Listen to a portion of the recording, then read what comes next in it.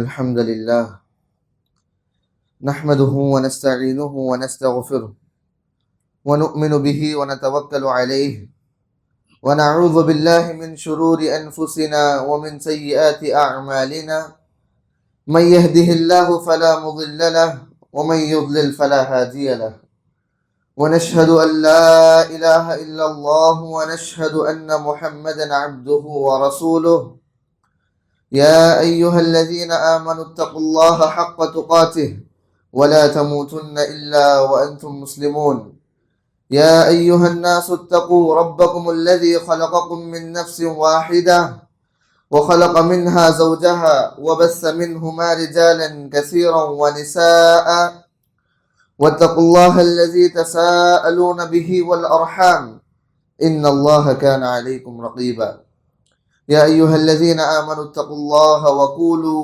قولا سديدا يصلح لكم أعمالكم ويغفر لكم ذنوبكم ومن يطع الله ورسوله فقد فاز فوزا عظيما أما بعد فإن أصدق الحديث كتاب الله وخير الهدي هدي محمد صلى الله عليه وسلم وشر الأمور محدثاتها وكل محدثة بدعة وكل بدعة ضلالة وكل ضلالة في النار فأعوذ بالله السميع العليم من الشيطان الرجيم من همزه ونفخه ونفثه يا أيها الذين آمنوا إذا نودي للصلاة من يوم الجمعة فاسعوا إلى ذكر الله وذروا البيع ذلكم خير لكم إن كنتم تعلمون وقال النبي صلى الله عليه وسلم خير يوم طلعت عليه الشمس يوم الجمعة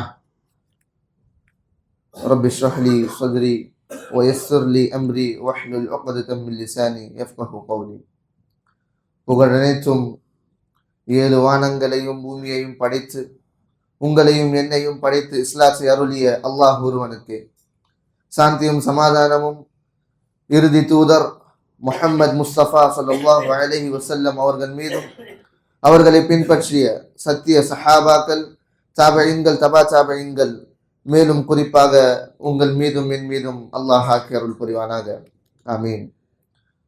நான் முதலிலே அல்லாஹ்விடம் பிரார்த்தனை செய்கிறேன். அல்லாஹ் சுப்ஹானஹு வ தஆலா எவ்வாறு நம் அனைவரையும் இந்த சிறப்பான மகிமையான நாளிலே அல்லாஹ்வினுடைய வீட்டிலே ஒன்று கூட செய்தானோ இதை போலவே நம் அனைவரையும் அல்லாஹ் ஜன்னத்துல் ஃபிர்தௌஸிலே ஒன்று கூட செய்வானாக ஆமீன். எல்லாம் வல்ல அல்லாஹ்வின் நல்லடியார்களே, இஸ்லாமிய சகோதர சகோதரிகளே, அல்ஹம்துலில்லாஹ், நம் அனைவருக்கும் தெரியும், முஸ்லிம்களாக இருக்கக்கூடிய நமக்கு அல்லாஹ் சுப்ஹானஹு வ தஆலா சில விஷயங்களை சிறப்பானவற்றாக ஆக்கியிருக்கிறான். அது அமலாக இருந்தாலும் சரி, மாதங்களிலே இருக்கக்கூடிய ஒரு மாதமாக இருந்தாலும் சரி, இப்படி அல்லாஹ் சுப்ஹானஹு வ தஆலா பலவற்றை இஸ்லாத்தின் ரீதியாக சிறப்பான மகிமையான ஒரு விஷயமாக மாற்றியிருக்கிறான். அமல்கள் எடுத்துக்கொண்டாலும் சிறந்த அமல்கள் எத்தனையோ இருக்கு. அதே மாதிரி மாதங்களை எடுத்துக்கொள்ளுங்க. அல்லாஹ்வுடைய தூதர் ஸல்லல்லாஹு அலைஹி வஸல்லம் அவர்கள் கூறுகிறார்கள், அல்லாஹ் படைத்த இந்த 12 மாதங்களிலே சிறப்பான மாதம் ரமஸானுடைய மாதமாக இருக்கு. இதுவும் நமக்கு தெரியும். ஆனா அதே போலவே ரசூலுல்லாஹ் அவர்கள் கூறுகிறார்கள், அல்லாஹ் சுப்ஹானஹு வ தஆலா ஏதேனும் ஒரு நாளை தேர்ந்தெடுத்து இந்த நாள் சிறப்புக்குரிய நாள், இந்த நாளிலே நாம் பேணக்கூடிய ஒழுக்கங்கள் பல இருக்கு, இந்த நாளிலே நாம் கடைபிடிக்கக்கூடிய விஷயங்கள் இருக்கு, இது மிகவும் சிறந்த நாள் என்று குறிப்பிட்டார்கள் என்றால் அது இந்த ஜுமாவுடைய நாளாக இருக்கு.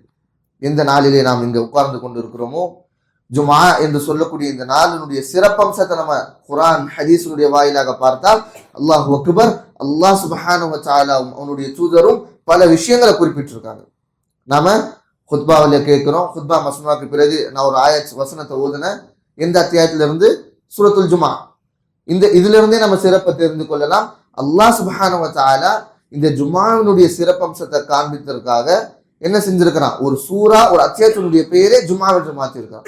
இது மட்டுமல்ல, எந்த சமுதாயத்திற்கும் கொடுக்காத இந்த ஜுமாவை அல்லாஹ் நமக்கு மட்டும் கொடுத்திருக்கிறான். எப்படி தெரியுமா? ரசூலுல்லாஹ் அவர்கள் சொல்றாங்க, அஸல்லல்லாஹு அனில் ஜுமா மன் கான கப்லனா. அல்லாஹ் சுப்ஹானஹு வ தஆலா நமக்கு முன் சென்ற சமுதாயங்களை இந்த ஜுமாவை விட்டு இவர்களை வழி தவற வச்சுட்டான். அதாவது இந்த ஜுமாவினுடைய சிறப்பு அம்சத்தை அல்லாஹ் சுப்ஹானஹு வ தஆலா நமக்கு முன் சென்ற சமுதாயத்திற்கு கொடுக்கவே இல்லை.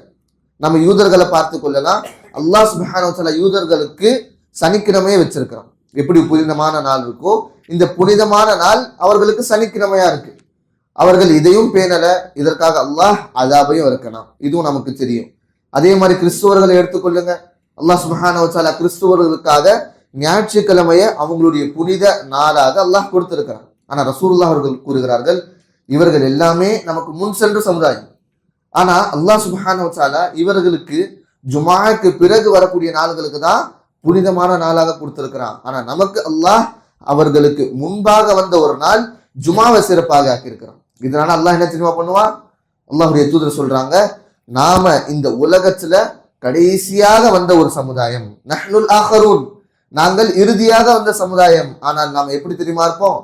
அல்லாஹு அக்பர். ரசூலுல்லாஹ் அவர்கள் சொல்றாங்க, மறுமை நாளிலே அல்லாஹ் சுப்ஹானஹு வ தஆலா நம்மளை முதல் மனிதர்களாக முதல் சமுதாயமாக எழுப்புவான். மேலும் நம்மளுடைய கணக்கு வழக்க அல்லாஹ் மிக இலகுவாக்கி முதல் தரத்திலேயே முடிச்சிடும். சுப்ஹானல்லாஹ். இப்படி இந்த ஜுமாவுடைய சிறப்பும் இருக்கு. நம் உம்மத்தே முஹம்மதியா சமுதாயத்தினர்களுடைய சிறப்பு ரசூலுல்லாஹ் அவர்கள் சொல்றாங்க. இன்னொரு ஹதீஸ்ல எடுத்து பார்த்தா ரசூலுல்லாஹ் அவர்கள் கூறுகிறார்கள், ഖൈറു யௌமின் தலஅத் அலைஹி ஷம்ஸ், எந்த நாளிலே எல்லா நாளிலும் சூரியன் உதிக்குது, சன்ரைஸ் ஆகிட்டே தான் இருக்கு. ஆனா ரசூலுல்லாஹ் அவர்கள் சொல்றாங்க, ഖൈറു யௌம், எந்த நாள் இந்த சூரியன் உதயமாகிறது இல்லையா, இது சிறந்த சூரியன் உதயமாகக்கூடிய நாள் அப்படின்னு பார்த்தீங்கன்னா யௌமுல் ஜுமா, இந்த ஜுமாவுடைய நாள் தான். ஏன் அப்படின்னு பார்த்தீங்கன்னா அல்லாஹ் சுப்ஹானஹு வ தஆலா பல பெரிய பெரிய நிகழ்வுகளை இந்த நாள்ல ஆக்கியிருக்கான். எப்படி ரசூலுல்லாஹ் அவர்கள் சொல்றாங்க, குலிக ஆதம், ஆதம் அலைஹிஸ்ஸலாம் அவர்கள் ஜுமா நாள்ல படைக்கப்பட்டார்கள். வஉத்கிலல் ஜன்னஹ், அவர்களை அல்லாஹ் சுப்ஹானஹு வ தஆலா சொர்க்கத்தில் நுழைய வைத்த நாளும் ஜுமா தான். மேலும் அவர்கள் சொர்க்கத்திலிருந்து வெளியே வந்த நாளும் ஜுமா தான். கடைசியாக தூதர் ஸல்லல்லாஹு அலைஹி வஸல்லம் அவர்கள் சொல்றாங்க, மேலும் அல்லாஹ் சுப்ஹானஹு வ தஆலா இந்த உலகத்திலே மறுமையை கொண்டு வருவது கூட இந்த ஜுமாவுடைய நாளாக இருக்கு. அவ்வளவு சிறப்பம்சம் இந்த நாளுக்கு இருக்கு. ஆனா இந்த நாள் எந்த அளவிற்கு மகத்துவமானது இஸ்லாத்தினுடைய ரீதியாக பார்த்தா ரசூலுல்லாஹ் ஸல்லல்லாஹு அலைஹி வஸல்லம் அவர்கள் கூறுகிறார்கள், நாம் செய்யக்கூடிய சிறிய சிறிய பாவங்கள் இருக்கு இல்லையா, இத்தனை பாவங்கள் நம்ம செஞ்சிருக்கோம். கணக்கு எடுத்து பார்த்தா பெரிய பாவங்களை தவிர்த்து சிறிய பாவங்களே மனிதர்கள் ஒவ்வொரு செகண்ட்லயும் செஞ்சுட்டு இருக்கும். ஆனா அல்லாஹ் சுப்ஹானஹு வ தஆலா அப்படிப்பட்ட பாவங்களை இஸ்திக்ஃபார் இல்லாமலேயே சில அமல்களை வச்சு பாவ மன்னிப்பு கொடுத்துறான். எப்படி ரசூலுல்லாஹ் அவர்கள் சொல்றாங்க, அல் ஜும்ஆத்து கஃபாரத்துன் இலல் ஜும்ஆ, ஜும்ஆ ஒரு ஜும்ஆவில இருந்து இன்னொரு ஜும்ஆ வரைக்கும் வரக்கூடிய பாவங்களை அல்லாஹ் சுப்ஹானஹு வ தஆலா இந்த ஜும்ஆவை நாம அங்கீகரிச்சு இதனுடைய ஒழுக்கங்களை பேணி இதில் இருக்கக்கூடிய சட்டங்களை நம்ம சரியாக ஃபாலோ பண்ணி இந்த ஜும்ஆவை நம்ம கடைபிடித்தால் இன்னொரு ஜும்ஆ அடுத்த ஜும்ஆ வரக்கூடிய இடைவெளி நம்ம செய்யக்கூடிய அனைத்து பாவங்களையும் அல்லாஹ் சுப்ஹானஹு வ தஆலா மன்னிச்சிடுறான். அல்லாஹ் அக்பர். எப்படி எத்தனை பாவங்களை நாம செய்வோம், அந்த பாவங்களுக்காக உட்கார்ந்து நம்ம இஸ்திக்ஃபார் செய்ய ஆரம்பிச்சா பல நாட்கள் ஓடிடும், பல மாதங்கள் ஓடிடும். ஆனா அல்லாஹ் என்ன கொடுக்குறான்? அல்லாஹ்னுடைய சிறப்பம்சம் என்ன இருக்கு, இதனுடைய மகிமை எப்படி இருக்கு? நீங்க ஒரு ஜும்ஆவை ஒழுங்கா வாங்க, ஜும்ஆவுடைய ஒழுக்கங்கள்னு சொல்லி சில விஷயங்கள் இருக்கு, அதை பேணி நீங்க இந்த ஜும்ஆவை கடைபிடித்து விட்டீர்கள் என்றால் உங்களுடைய அடுத்த ஜும்ஆ வரைக்கும் வரக்கூடிய எல்லா சிறிய பாவங்களும் அல்லாஹ் மன்னிச்சு விடுவான். அல்லாஹ் அக்பர். அப்படி அல்லாஹ் சுப்ஹானஹு வ தஆலாவும் அல்லாஹ் சுப்ஹானஹு வ தஆலாவுடைய ரசூல் ஸல்லல்லாஹு அலைஹி வஸல்லம் அவர்களும் பல விஷயங்களை இந்த ஜும்ஆவினுடைய ஒழுக்கமாகவும் அதனுடைய சட்ட திட்டங்களாகவும் நமக்கு காண்பித்திருக்கிறாங்க. அதை நம்ம பேணுறோமா இல்லையா, அதை நம்ம ஃபாலோ பண்றோமா இல்லையா, இதை ஃபாலோ செய்வது இது மிகவும் முக்கியமான ஒரு விஷயமா இருக்கு. இப்போது நம்ம பார்க்கலாம், குத்பை மஸ்னூனாக்கு பிறகு நான் ஒரு வசனத்தை ஓதினேன் சூரத்துல் ஜும்ஆவில இருந்து. அல்லாஹ் சுப்ஹானஹு வ தஆலா இந்த ஜும்ஆவினுடைய சூறாவிலே இந்த அத்தியாயத்திலே இந்த ஒரு வசனத்தில் அல்லாஹ் கூறுகிறான், யா அய்யுஹல்லதீன ஆமனு, ஈமான் கொண்டு வந்தவர்களே செவித்தாழ்த்து கேட்டுக்கொண்டுங்கள். என்ன? இதா நூதிய லிஸ்ஸலாத்தி மின் யௌமில் ஜும்ஆ ஃபஸ்அவு இலா திக்ரில்லாஹ், நீங்கள் அல்லாஹ் சுப்ஹானஹு வ தஆலாவுடைய இந்த சிறப்பான நாள் இருக்கு இல்லையா, இந்த ஜும்ஆ, இந்த ஜும்ஆவினுடைய பாங்கு சத்தத்தை நீங்க கேட்டீங்கன்னா உடனடியாக ஃபஸ்அவு, அல்லாஹ்வுடைய கட்டளை இருக்கு, ஃபஸ்அவு விரைந்தோடி வாங்க. எங்க? இலா திக்ரில்லாஹ், அல்லாஹ்வை நினைவு கூறுதல்ல, அல்லாஹ்வுடைய ஜிக்ர்ல மூழ்கிடுங்க. நீங்க உடனடியாக பள்ளிவாசலுக்கு ஓடி வாங்க.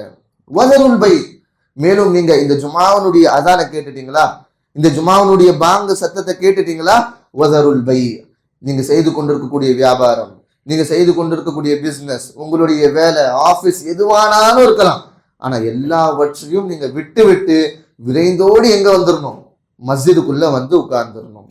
இப்போ நம்ம என்ன நினைக்கிறோம், நம்மளுடைய சமுதாய மக்களுடைய ஒரு பொதுவான சிந்தனை எப்படி இருக்கு, ஜுமாவுடைய நாள்ல பாங்கு சத்தத்தை கேட்டதற்கு பிறகுதான் வருவாங்க, பாங்கு சத்தத்தினுடைய அந்த சத்தம் வந்ததுக்கு பிறகுதான் கடையினுடைய ஷட்டரை மூடுவாங்க. ஆபீஸ்ல இருந்தா ஜுமாவுடைய டைம் பார்ப்பாங்க, 1 மணிக்கு பாங்கு சத்தமா, 1 மணிக்கு அதான கொடுப்பாங்களா, அப்போதான் பர்மிஷன் கேட்டு வெளில வருவாங்க. ஆனா நம்ம கவனிக்கக்கூடிய விஷயம் என்னன்னா, உலமாக்கள் இதுல சொல்றாங்க, இந்த ஆயத்தினுடைய தஃப்சீரில் அல்லாஹ் சுப்ஹானஹு வ தஆலா இங்க சொன்னது இது மிகவும் இறுதியான ஒரு டைம். எப்படி கடைசியான ஒரு டைம் தான் அல்லாஹ் சொல்லியிருக்கிறான். இதை விட நீங்க அதிகப்படுத்தினீங்கன்னா நீங்க இதற்கு பின்பாக செய்யக்கூடிய ஒவ்வொரு வியாபாரமும் ஹராம். எந்த வியாபாரம் அல்லாஹ் ஹலால் ஆக்கி இருக்கிறானோ அதே வியாபாரம், அதே ஆபீஸ், அதே வேலை, அதே பிசினஸ் உங்களுக்கு ஹராம். அந்த ஒரு நிமிடம் கூட நீங்க தாமதிக்க கூடாது, இது கடைசி தருணம். அப்போ எப்பொழுது நாம வர வேண்டும் அப்படின்னு பார்த்தா, ரசூலுல்லாஹ் அவர்கள் சிறப்பம்சத்தை சொல்லும் வகையில இந்த வக்துகளையும் சொல்றாங்க. அல்லாஹ் சுப்ஹானஹு வ தஆலா ஜுமா அன்னைக்கு பல மக்களுக்கு பலவிதமான சிறப்பம்சங்களை வச்சிருக்கிறான். யாருக்கு, யார் அல்லாஹ்வுடைய இந்த பள்ளிவாசலுக்கு ஜுமாவுடைய நாளிலே முதல் வக்துல வராங்களோ அவர்களுக்கு அல்லாஹ் ஒரு ஒட்டகத்தை பலிக்கு கொடுக்கக்கூடிய, ஜபஹ் செஞ்சு அல்லாஹ்வுடைய பாதையில பலி கொடுக்கக்கூடிய அஜ்ர தரான், நன்மையை தரான். அதுவே 2வது வக்துல வந்துட்டா அவர்களுக்கு மாட்டை அறுத்து ஜபஹ் செஞ்சு கொடுக்கக்கூடிய சவாப் இருக்கு. 3வதாக வந்தா ஒரு ஆட்டு, அதே மாதிரி 4வது வந்தா ஒரு கோழி. 5வது வக்துல யார் வராங்களோ, அதாவது கடைசி வக்துல அவர்களுக்கு அல்லாஹ் சுப்ஹானஹு வ தஆலா ஒரு முட்டையை அல்லாஹ்வுடைய பாதையில சதகா செய்யற கூலியை தரான். இப்போ நாம பொதுவாக இந்த ஹதீஸ் எப்படி புரிஞ்சிருக்கோம், ஃபர்ஸ்ட் யார் மஸ்ஜிதுக்குள்ள வராங்களோ அவங்களுக்கு ஒட்டகம், 2வது வராங்களோ அவங்களுக்கு மாடு, 3வது வரவங்களுக்கு ஆடு, இப்படி நாம ஆர்டர் பண்ணி வச்சிருக்கிறோம். ஆனா ஹதீஸ் இப்படி இல்லை. மாறாக முஃபஸ்ஸிரீன்கள் பல உலமாக்கள் சொல்றாங்க, இது அல்லாஹ் சுப்ஹானஹு வ தஆலா நேரத்தை ஆக்கி வச்சிருக்கான். எப்படி ஃபர்ஸ்ட் நேரம் என்னவா இருக்கு, முதல் நேரம் சூரியன் உதயமாகிறது இல்லையா, ஃபஜர் தொழுதுட்டு அதுக்கு பிறகு நாம உட்கார்ந்து கொண்டிருக்கக்கூடிய அந்த நேரத்துல எப்பொழுது சூரியன் உதயமாகிறதோ அதுதான் முதல் வக்து. அந்த வக்துல நீங்க மஸ்ஜிதுக்கு வந்து உட்கார்ந்து ஜுமா வரைக்கும் சபர் செஞ்சுக்கிட்டு அந்த ஜுமாவுடைய குத்பாவை கேட்டா அப்போ உங்களுக்கு ஒட்டகத்து நன்மை. அப்போ நமக்கு தெரிஞ்சு கொள்ளணும், இது ஃபர்ஸ்ட் செகண்ட் வரக்கூடிய அமல் இல்லை, மாறாக நாம முதல் வக்துல வந்தா இந்த நன்மை இருக்கு. அதே மாதிரி கடைசி வக்து தான் இது. அல்லாஹ் சுப்ஹானஹு வ தஆலா இந்த அத்தியாயத்தில் சொல்றா, இதா நூதிய லிஸ்ஸலா, அதான் சத்தத்தை கேட்டவுடன் நீங்க வந்துருங்க. வதருல் பை, எந்த பிசினஸையும் செய்யாதீங்க, ஏன்னா அதற்கு பிறகு செய்யக்கூடிய ஒவ்வொரு ரூபாவுடைய பிசினஸ் ஆக இருந்தாலும் பரவாயில்ல, அது ஹராம். அதுக்கு மேலும் என்னவா இருக்கு, மஸ்ஜிதுக்கு வரலன்னா என்ன நடக்கும், ரசூலுல்லாஹ் அதையும் விளக்குறாங்க. மலக்குமார்கள் அல்லாஹ்வுடைய மகிமையான ஒரு பெரிய ஒரு படைப்பினம், இவங்க என்ன செய்வாங்க, மலக்குமார்கள் இந்த வாசல்ல, மஸ்ஜிதுடைய வாசல்ல ஒரு ரெஜிஸ்டரை எடுத்துட்டு நிற்பாங்க. ஒவ்வொரு ஜுமாவுக்கும் அல்லாஹ் சுப்ஹானஹு வ தஆலா அவங்களுக்கு இந்த பிரதானமான வேலையை மட்டும் கொடுத்துருப்பான். அந்த மலக்குமார்களுடைய வேலை என்ன, ஒரு ரெஜிஸ்டர் எடுக்கணும், யார் யாரு இமாம் குத்துபாவிற்காக மஸ்ஜிதுடைய இந்த மெம்பரிலே ஏறி அஸ்ஸலாமு அலைக்கும் சொல்றதுக்கு முன்பாக யார் யார் பள்ளிவாசலுக்குள்ள வராங்களோ அவங்களுடைய பேர் எல்லாமே நோட் பண்ணிப்பாங்க. இப்ப நினைச்சு பாருங்க, அல்லாஹ் கிட்ட போய் அந்த ரெஜிஸ்டர் சப்மிட் ஆகும். இப்ப நம்ம ஜுமாக்கு வந்தாவும் கூட அசானுக்கு பிறகு வந்தா மலக்குமார்கள் என்ன தெரியுமா செய்வாங்க, நமக்காக வெயிட்லாம் பண்ண மாட்டாங்க, நமக்காக பொறுத்து இருந்து காத்திருக்க மாட்டாங்க. மாறாக அசான் சத்தத்தை கேட்ட உடனே அந்த மலக்குமாரும் என்ன செய்வாரு, ரெஜிஸ்டரை மூடி அவங்களும் வந்து உட்கார்ந்துருவாங்க. அவங்களும் இந்த மஸ்ஜிதுக்குள்ள வந்து உட்கார்ந்து குத்துபாவை கேட்கறதுக்காக அவங்களும் வந்துருவாங்க. ஏனென்றால் அல்லாஹ் சுப்ஹானஹு வ தஆலா இந்த ஜுமாவினுடைய மிக அடிப்படையான ஒரு விஷயமாக இந்த குத்துபாவை கூர்ந்து கவனிப்பது தான் இதனுடைய நோக்கமாக தெரிவிச்சிருக்கிறோம். நம்ம எத்தனை பேரை பார்க்கிறோம், நம்மள எத்தனை பேர் இருக்கோம் இஸ்லாமிய மார்க்க விஷயங்களை நாம கற்றுக்கொண்டு இருக்கோம்னா அதனுடைய மிக அடிப்படையான வேலை எங்கிருந்து நாம பல விஷயங்களை இஸ்லாமிய விஷயங்களை கற்றுக்கொண்டு இருக்கோம், இந்த மஸ்ஜிதினுடைய இந்த மெம்பர்ல இருந்து தான். பல பேருக்கு சாட்டர்டே பயானோ இல்ல வெள்ளிக்கிழமை பயானோ வச்சா கூட வர முடியாத சூழ்நிலை இருக்கு. ஆனா நாம இஸ்லாமிய பல விஷயங்களை கல்வியை கற்றுக்கொண்டிருக்கிறோம்னா இந்த ஜுமாவுடைய குத்பாவில கேட்டுதான். இதனாலதான் அல்லாஹ் சுப்ஹானஹு வ தஆலா பிரதானமாக இந்த ஜுமாவுடைய முதல் வக்துல வர வேண்டும். மேலும் யார் அசான் கொடுத்து ஜுமாவுக்கு வரவில்லையோ அவங்க செய்யக்கூடிய எல்லா விஷயங்களையும் அல்லாஹ் ஹராம்னு சொல்லியிருக்கிறான். இதை நாம தெரிந்து கொள்ளணும். இந்த வக்தை பத்தி இந்த சட்டத்தை நாம புரிஞ்சு கொள்ளணும். அதானுக்கு பிறகு நம்ம ஜுமாவில் வெளில இருக்கக்கூடாது. இது அல்லாஹ் சுப்ஹானஹு வ தஆலா சொல்றான்.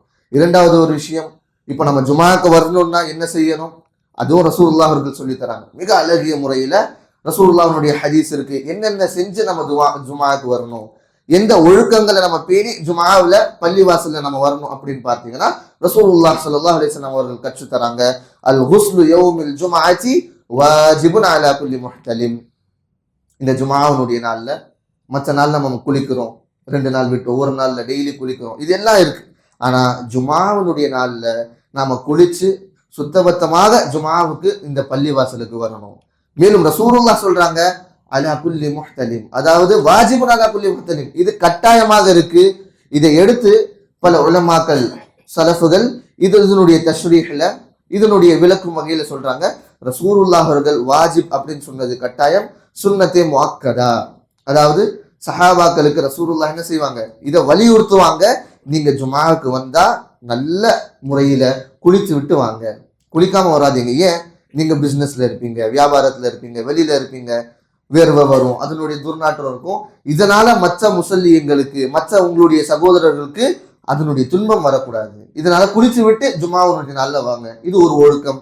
அதே போல ரசூலுல்லாஹ் என்ன சொல்றாங்க, இன்னொரு ஹதீஸ்ல எடுத்து பார்த்தா ரசூலுல்லாஹ் அவர்களுக்கு சஹாபாக்களுக்கு ரசூலுல்லாஹ் கற்று தராங்க. எந்த நேரத்துல எப்படி பார்த்தீங்கன்னா, எந்த நேரத்துல அவ்வளவு பெரிய ஒரு காசு பணம் செல்வம் இல்லாத நேரம், சஹாபாக்கள் ஒரு துணி உடுத்த இருந்தா இன்னொரு துணி இருக்காது. இந்த நேரத்துல ரசூலுல்லாஹ் அவர்கள் சொல்றாங்க, அலா அஹதிக்கும் இன் வஜத சஆத்தன், உங்கள் மீது கட்டாயம்.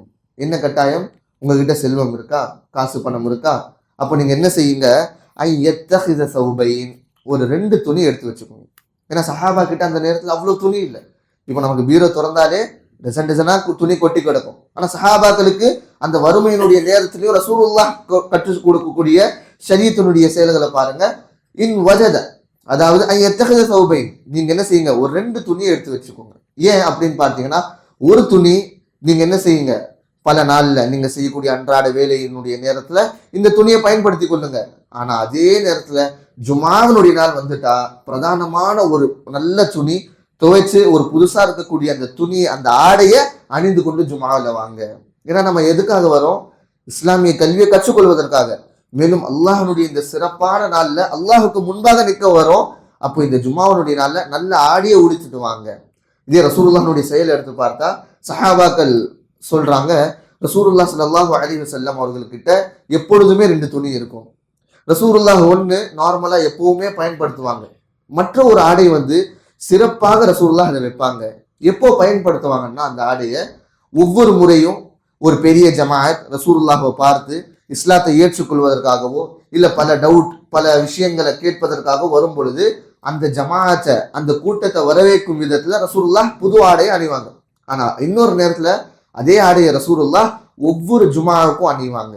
இந்த நேரத்துல துணியே இல்லாத நேரத்துல, ஆடையே உன்னுடைய வசதி இல்லாத நேரத்திலையும் ரசூலுல்லாஹ் புது ஆடையை உடுத்தக்கூடிய கட்டளையை ரசூலுல்லாஹ் கொடுக்குறாங்க. ஆகையால இந்த ஜுமாவுடைய நாள்ல நம்ம குளிச்சு சுத்தபத்தமா வரோம்னா இருக்கக்கூடியதிலேயே சிறந்த ஆடையை அணிஞ்சு நம்ம வரணும். இது ஜும்மாவுடைய ஒழுக்கமா இருக்கு. அதே போலவே ரசூலுல்லாஹ் ஸல்லல்லாஹு அலைஹி வஸல்லம் இன்னும் சில ஒழுக்கத்தை கற்று தராங்க. இதே மாதிரி மிஸ்வாக் செய்யணும். ஒரு ஹதீஸ்ல வருது, அவங்க யார் ஜும்மாவுக்கு வரீங்களோ நல்ல முறையில மிஸ்வாக் செஞ்சுட்டு வாங்க.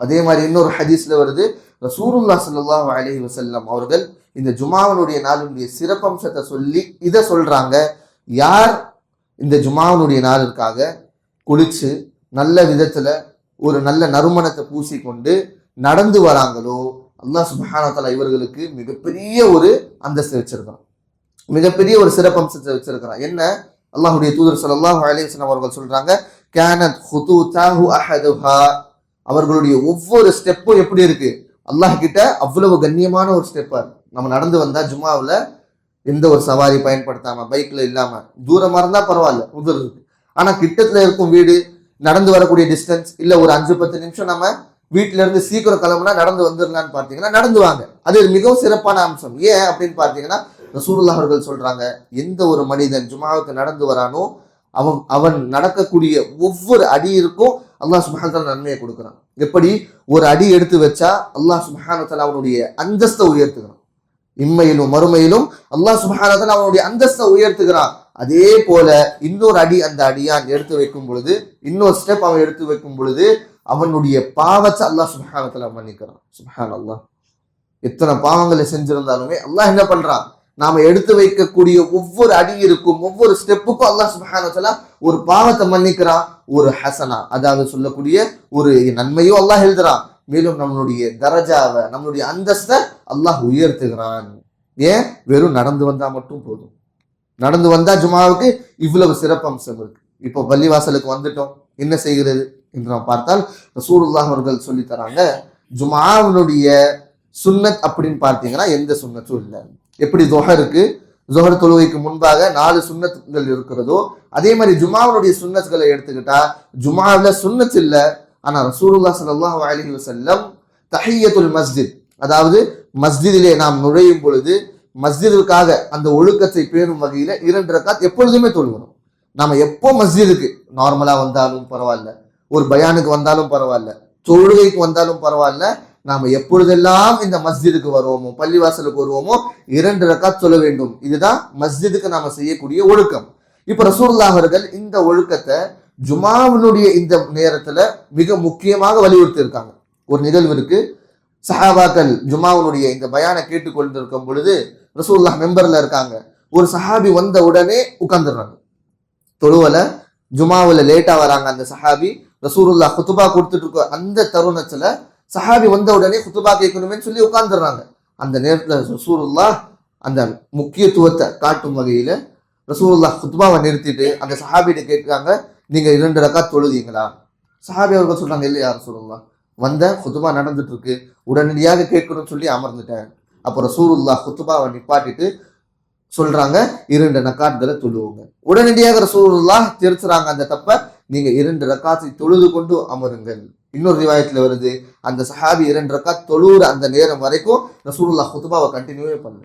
இது இன்னொரு ரிவாயத்துல வருது. அப்போ இந்த வந்த உடனே மஸ்ஜிதுக்கான அந்த ஒழுக்கமாக இருக்கக்கூடிய அந்த 2 ரக்காத் தஹியத்துல் மஸ்ஜித் தொழ வேண்டும். இது அவசியம், ஜுமாவினுடைய ஒழுக்கங்கள் ஒன்றாக இருக்கு.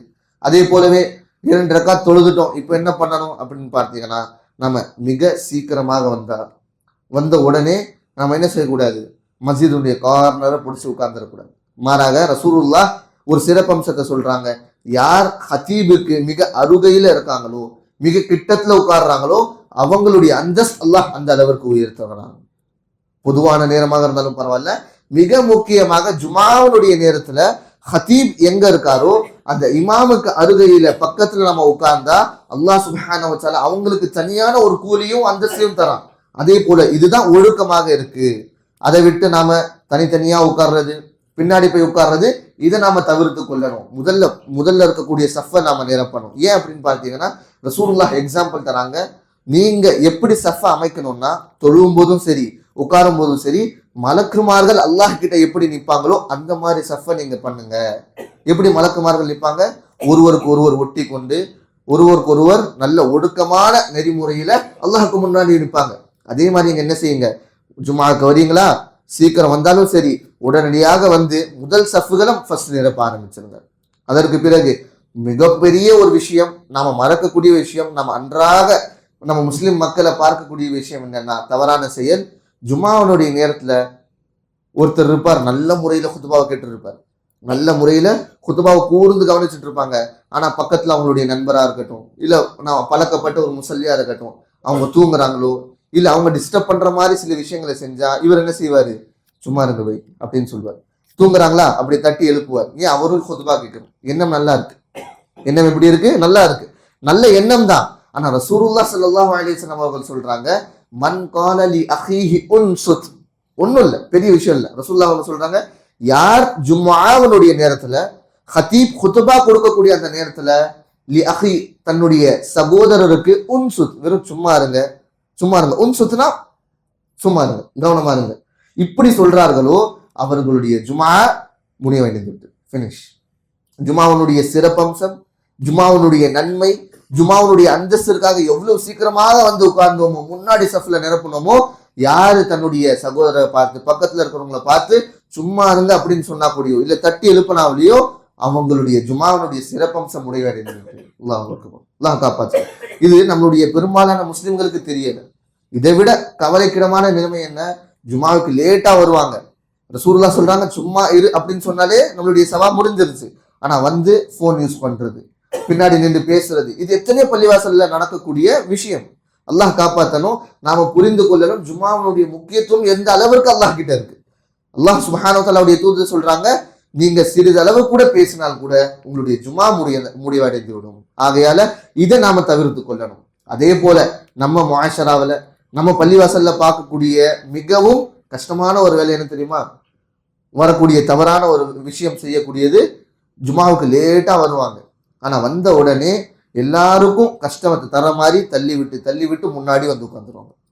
இடத்த பார்த்தாலுமே அவங்க என்ன செய்வாங்க, இத்தனை பேர் வந்து முன்னாடி உட்கார்ந்துட்டு இருப்பாங்க, அவங்கள எல்லாரையும் கொஞ்சம் தள்ளி அவங்களுடைய முதுகுல கை வச்சு அவங்கள தள்ளி யாரு கூர்மையா குத்பாவை கேட்டுக்கொண்டிருக்காங்களோ அவங்களுடைய நினைவே முடிச்சிடும். அந்த மாதிரியான ஒரு செயல் செய்வாங்க. இதுவும் சஹாபா காலத்துல நடந்திருக்கு. ரசூலுல்லாஹ் பார்க்கறாங்க, குத்பா கொடுக்க அந்த நேரத்துல ஒரு சஹாபி வராங்க, எல்லாத்தையும் தள்ளி விட்டு வந்து முன்னாடி உட்கார்றாங்க. ரசூலுல்லாஹ் அதே நேரத்துல குத்பாவில இருந்து கண்டிக்கிறாங்க, ஃபகத் ஆதைத் வ ஆனைத், சஹாபி அவர்களே நீங்க உங்களுடைய சகோதரருக்கு என்ன செஞ்சிருக்கீங்க, துன்பத்தை கொடுத்திருக்கீங்க, கஷ்டத்தை கொடுத்துட்டீங்க. நீங்க என்ன செஞ்சீங்க, தவறான செயலை செஞ்சிருக்கீங்க, அல்லாஹ் காப்பாற்றணும். எப்படி, ஜுமாவுடைய ஒழுக்கம் என்ன, நீங்க லேட்டா வந்தீங்களா, சில பல காரணங்கள் இருக்கா, சரி அல்லாஹ் காப்பாற்றுவான். ஆனா நீங்க ஜுமாவில லேட்டா வந்து தாமதமாக வந்து எல்லாரையும் தள்ளிவிட்டு எல்லாரையும் நகர சொல்லி முன்னாடி வந்து உட்கார்றது, இது தவறான விஷயம். எங்க இடம் இருக்கோ அங்க அமர்வது தான் ஜுமாவுடைய ஒழுக்கமாக ஒன்று இருக்கு. இதனால நாம் என்ன செய்யணும், ஜுமாவுக்கு வந்த உடனே எங்க நமக்கு இடம் கிடைக்குதோ அங்கே அமர்ந்து கொள்வது மிகப்பெரிய சிறந்த அமலாக இருக்கு. இதே போலவே நாம பார்க்கக்கூடிய ஒரு ஒழுக்கம், ஒரு சட்டம், ஜுமாவுடைய நேரத்துல கடைசியில வருவாங்க. ஹதீப் குத்பாவை முடிஞ்சதற்கு பிறகு தொழுகை ஆரம்பிச்சிருக்கிறோம், கடைசி ரக்காத்துல இமாம் இருக்கும் பொழுது அந்த நேரத்துல வருவாங்க, உடனடியாக சேர்ந்துருவாங்க.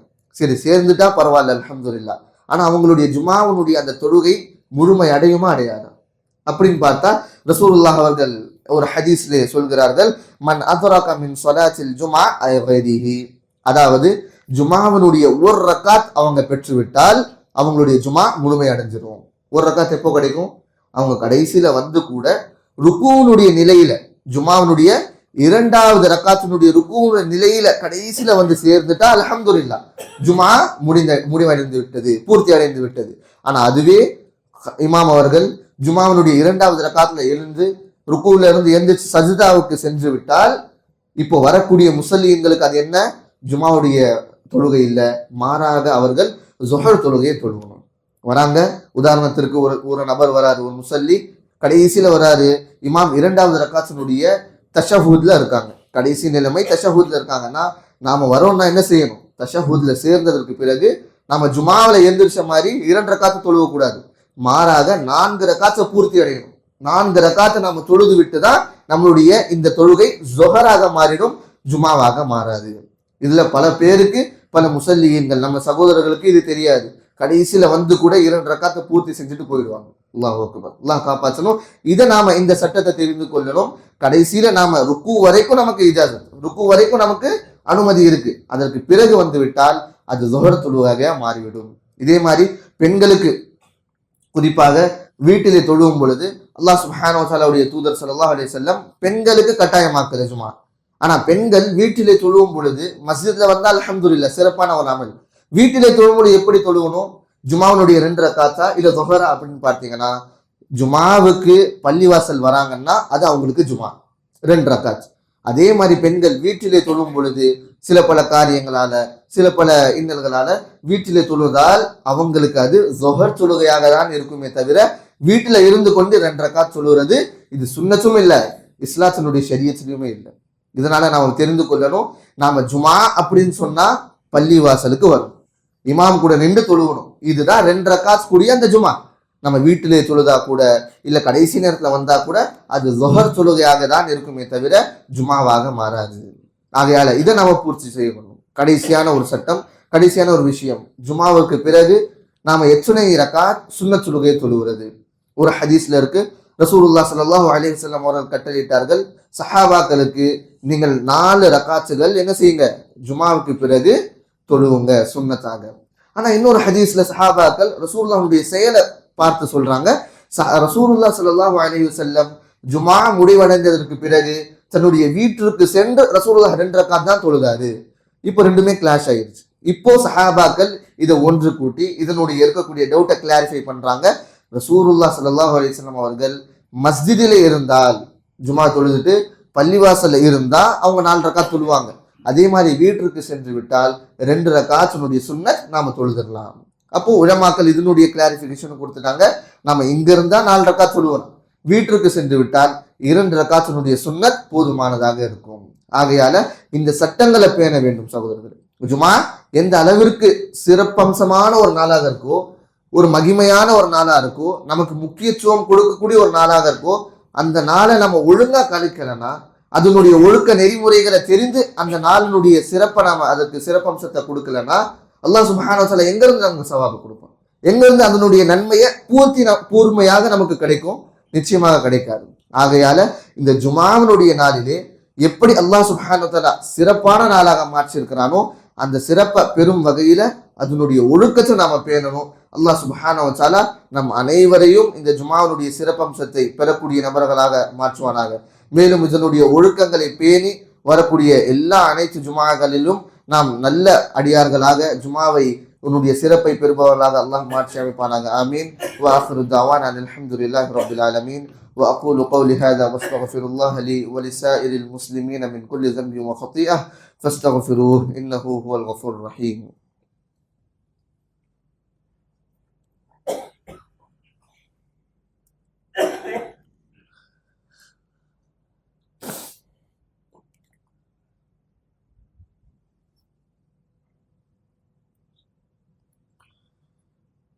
إن الحمد لله نحمده ونصلي على رسوله الكريم أما بعد فأعوذ بالله من الشيطان الرجيم بسم الله الرحمن الرحيم إن الله وملائكته يصلون على النبي يا أيها الذين آمنوا صلوا عليه وسلموا تسليما اللهم صل على محمد وعلى آل محمد كما صليت على إبراهيم وعلى آل إبراهيم إنك حميد مجيد اللهم بارك على محمد وعلى آل محمد كما باركت على إبراهيم وعلى آل إبراهيم إنك حميد مجيد عباد الله رحمني ورحمكم الله إن الله يأمركم بالعدل والإحسان وإيتاء ذي القربى وينهى عن الفحشاء والمنكر والبغي يعظكم لعلكم تذكرون اذكروا الله يذكركم وادعوه يستجب لكم ولذكر الله أكبر والله يعلم بما تصنعون.